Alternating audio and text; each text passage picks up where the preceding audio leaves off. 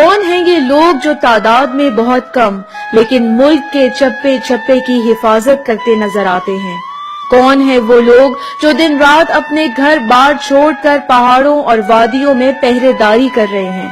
اپنے خون سے قوم کی آزادی کو حیات بخشتے یہ لوگ پچھلے 71 سالوں میں نہ تھکے، نہ ہارے اور نہ رکے۔ آزادی کے گزرے ان سالوں میں کیا ملک کے بارے میں کسی نے سوچا؟ سیاستدان نے ملک کو لوٹا تو دشمن نے چاروں طرف سے کھسوٹنے کی کوشش کی۔ ملک کے غداروں نے دشمن کی چال پر خانہ جنگی کو فروغ دیا، لیکن ان سب سے الگ اگر کوئی ملک کی خدمت اور حفاظت کرتی رہی، اگر سب خطروں سے لڑتی رہی تو وہ یہی خاکی وردی تھی۔ جہاں کہیں ضرورت پڑی یہ حاضر ہوئے۔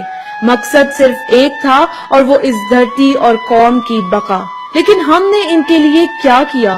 جس آزادی کے لیے یہ متوالے ہمارے آباء و اجداد کی طرح قربانی دیتے چلے آ رہے ہیں، اسی آزادی کو ان محافظوں کے لیے بیجا استعمال کیا۔ ان کے کیے ہر قدم پر سوال اٹھایا، ان کی قربانیوں کو رد کیا۔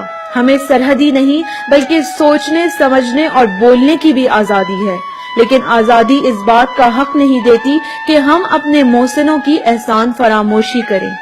تو آزادی منائیں، لیکن یاد رکھیں کہ ان خوشیوں کے پیچھے 71 سالوں کی قربانیاں ہیں، ان جانبازوں کی جو دن رات سر پر کفن باندھے اس انتظار میں ہیں کہ کب قوم کو ان کی ضرورت پڑے اور کب وہ حاضر خدمت ہوں اور اپنے خون سے آزادی کی شمع کو روشن رکھیں۔